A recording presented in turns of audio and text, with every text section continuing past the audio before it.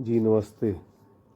1947 में भारत के एक बड़े टुकड़े को अलग करने वाली इस्लाम की राजनीति को बचे हुए भारत के प्रमुख राजनीतिक दलों के प्रमुख राजनेता खाद पानी देते हुए अनेक घटनाओं में से एक घटना आपके साथ साझा कर रहा हूँ। पुस्तक है हे राम, प्रखर श्रीवास्तव जी द्वारा लिखी हुई, और चैप्टर है मुसलमान क्यों नहीं गए पाकिस्तान, पेज नंबर 154, 154। जी, बेगम एजाज रसूल, इनकी चर्चा कर रहा हूँ मैं यहाँ। मैं अब पेज 154 से पढ़ूँगा। बेगम साहिबा उत्तर प्रदेश के हरदोई ज़िले में एक ज़मींदार परिवार से ताल्लुक़ रखती थीं। वह और उनके पति दोनों जिन्ना के बेहद ख़ास थे। पाकिस्तान बनाने के लिए बेगम साहिबा ने पूरे देश में मुस्लिम महिलाओं को जागरूक किया। वह 1945 में मुस्लिम लीग के टिकट पर चुनाव जीती और संविधान सभा की सदस्य बनी, लेकिन आज़ादी के बाद पाकिस्तान ना जाकर वे नेहरू की कृपा से कांग्रेस में शामिल हो गईं। 1952 में उन्हें कांग्रेस ने राज्यसभा भेज दिया। 1969 में वह उत्तर प्रदेश सरकार में मंत्री बन गई और 1989 तक विधायक भी रही।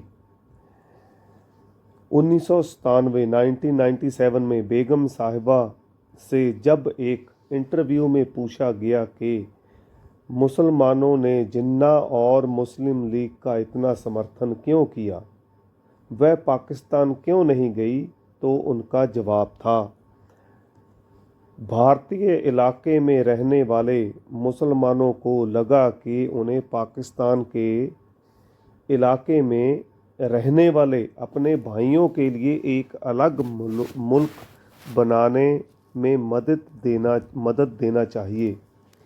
जिन्ना ने भी कहा था कि इसके लिए हिंदू इलाकों में रहने वाले मुसलमानों को कुर्बानी देनी होगी।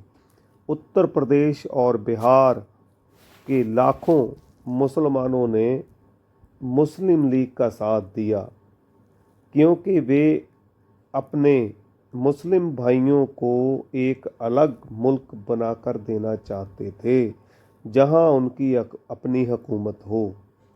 उन लोगों ने इसके लिए अपनी कुर्बानी दी। आखिर मैं ऐसे लाखों मुसलमानों को छोड़कर पाकिस्तान कैसे चले जाती, जिन्होंने हमारे कहने पर पाकिस्तान के लिए वोट दिया था। ये उनका इंटरव्यू था।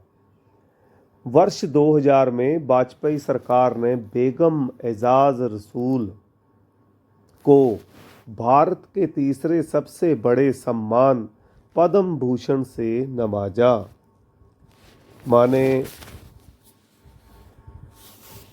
भारत के प्रमुख जो राजनीतिक दल हैं, उनके जो प्रमुख बड़े नेता हैं, वो ये उनके समय काल में ही पार्टीशन हुई है। तो उस पार्टीशन में बिल्कुल भाग लेने वाले, जिन्होंने वो सारा जोर लगा के पार्टीशन किया, एक दल उनको अपनी पार्टी में ही शामिल कर लेता है। एक दल में वो शामिल ही हो गई, इलेक्शन लड़ती रही, आगे बढ़ती रही। और जो दूसरा दल है, जो अपने आप को हिंदूवादी दल बोलता है, उसके प्रमुख नेता ने उन्हें पद्म भूषण दिया सन 2000 में, जब वो शासन सत्ता पर काबिज हुए।